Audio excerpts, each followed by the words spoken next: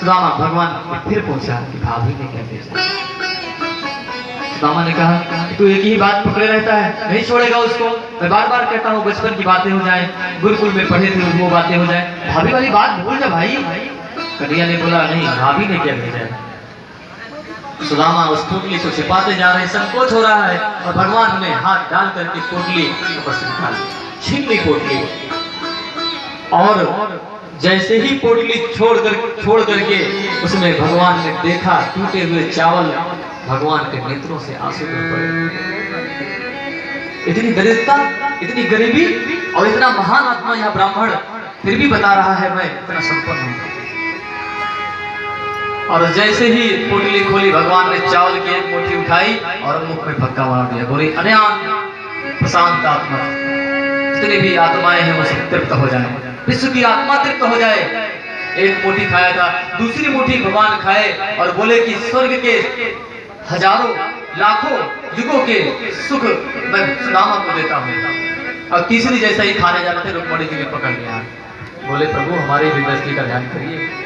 हाँ, बहुत ब्राह्मण पे बरस रहे हो, इतनी दया ठीक नहीं है, क्योंकि इस बार तो भगवान सब देने वाले थे। सुदामा ने कहा रुक्मणी जी ठीक कहती है, कन्हैया कच्चे चावल नहीं खाए जाते, कच्चे चावल नुकसान करता है। वैसे भी तुम्हारी भाभी ने जो भेजा है टूटे फूटे चावल, अब इतना खा लिया बहुत है, ज्यादा खाएगा नुकसान करे। भगवान ने कहा आप कहते हैं तो नहीं खाएंगे, ठीक है। हाँ, भगवान को भी चिंता थी ना रुक्मणी की, क्योंकि इस बार यदि चावल पा लेते भगवान तो भगवान सुदामा हो जाते, सुदामा भगवान हो जाते। हाँ, सब कुछ दे देते। तो इतनी रानियां थी वो कहाँ जाती बेचारी। इसलिए लक्ष्मी जी ने साफ साफ इशारा किया, इशारे में कहा है, सामने नहीं कहा, इशारे में कहा आंखों से कि बहुत बरस रहे हो। वो भी ब्राह्मण था, छाती पे लात मार के चला गया था। हाँ, वो भी ब्राह्मण था, छाती पे। हाँ भृगु जी, वो भी ब्राह्मण था, छाती पे लात मार के चला गया। बहुत बरस रहे हो ब्राह्मण पे, ठीक नहीं है। इशारे में बात करेंगे, सुदामा तो सामने खड़ा है। भगवान ने कहा पंडित जी वो भी तो जो पाती लेकर के आए थे, आते ना तो पटवारी कैसे बनती। हाँ, ब्राह्मण से ईर्षा छोड़ दीजिए, बहुत बरस रहे हो। भगवान ने सभी सारी बात ली और भगवान ने सब कुछ सुदामा को दे दिया। सुदामा ने कुछ मांगा नहीं। अब दोनों लोग बैठ गए, विनोदी वार्ता हो रही है, हंसी मजाक हो रहा है। अच्छा कन्हैया, तो द्वारिका के लोग कैसे हैं, ये सब इतनी महिलाएं? बोले वो सब ठीक है, पर पहले हमें ये बताओ आपने विवाह किया को नहीं। सुदामा ने कहा क्या करें, माता पिता ने जिद कर दिया, थोड़ा जल्दी में थे, सो विवाह कर लिए। ठीक है। बोले ये सब अच्छा कन्हैया तूने विवाह किया होगा, तूने तो भी निमंत्रण नहीं दिया।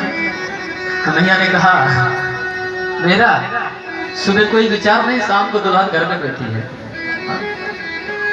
हाँ भाई, भगवान के ऐसे तो विवाह हुए, कोई मुहूर्त थोड़ी ना निकला है। रुक्मणी जी का विवाह हुआ है, बाकी सबका तो वैसे ही वागदान हो गया। बोले मैं इसको समझा नहीं कन्हैया। बोले हाँ, यहाँ तो सुबह बैठे हैं रथ लेकर के निकले और शाम तक दुल्हन घर आ गई, न बारात न कुछ, दुल्हन घर आ गई।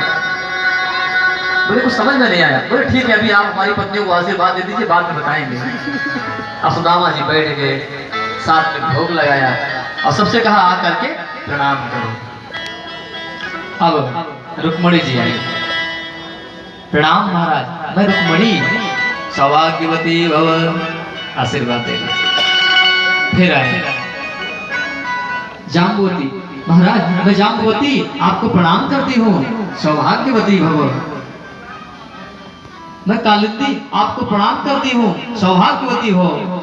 मैं नागजी आपको प्रणाम करती हूँ, सौभाग्यवती हो। अब ऐसे ऐसे करके 100-200 तो कर गई प्रणाम। अब ऐसे ऐसे आप 100 बार करिए, सौभाग्यवती हो, सौभाग्यवती। 100-200 बार करिए, 50 में हालत खराब हो जाएगी। हाँ, सुदामा ने कहा कन्हैया।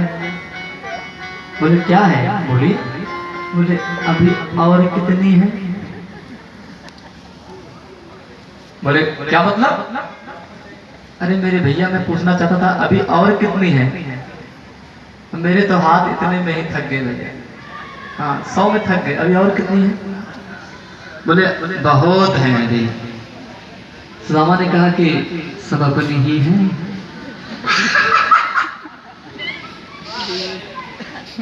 बोले क्या मतलब? नहीं भैया, मैं सोचा कि कोई ब्राह्मण आता है तो बगल वाले भी दर्शन करने आ जाते हैं। हाँ, बगल वाले भी, प्रजा भी आ गई हो। बोले नहीं, सब अपनी है। बोले क्या? बोले हाँ, सब अपनी है। बोले अभी और कितनी है? भगवान ने कहा अभी बहुत है। बोले लाला, दिन दुगनी रात चौगनी बढ़ती रही तेरी परिवार, भगवान करे और बढ़े। साथ में बैठ करके भोग लगाए और रात में सुदामा रुके, हलचल हुई। सुबह जब जाने लगे सुदामा, तो भगवान ने कहा कि 1-2 दिन और रुक जाते। सुदामा ने कहा नहीं, कौशल्या घर पे अकेली है और वहां जाना पड़ेगा, बेचारी ब्राह्मणी अकेली है, बच्चे अकेले हैं। कृष्ण ने कहा हाँ ठीक है जाइए, फिर आना। बोले हाँ फिर आएंगे। अब सुदामा जी तो जा रहे हैं, नगर से बाहर निकले तो बोले हे कृपालु कृष्ण गोविंद, आप कितने कृपालु हैं। सुदामा आए थे तो दुखी होकर के भोग पा गए, तो पेट तो भर गया, भोजन तो कर ही लिए हैं, जान तो आ ही गई। और कृष्ण का ब्रह्म का दर्शन जिसको हो जाए उसमें तो जान तो वैसे ही आ जाती है। बिल्कुल स्वस्थ हो गए हैं सुदामा, हड्डियां नहीं चल रही, वस्त्र सब बदल दिए, भगवान ने सब ठीक कर दिया।